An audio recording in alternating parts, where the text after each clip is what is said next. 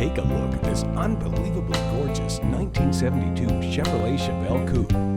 This real 72 CHEVELLE SS with its original driveline was bought new in Texas and has a nice dry body. The car runs and drives great with plenty of power, a rear U-coat car with all the right options. It was restored approximately 10 years ago and only has around 2,000 miles since then, and it has new paint with a clear coat. This 72 is very straight with good gaps. The interior was all new and is still in great shape. The engine was tuned up, transmission overhauled, and the AC was converted to R34. New front brakes, water pump, rear wheel cylinders, and front brake hoses were just put on as well. Don't wait on this one. It is a must-see. Check it out today.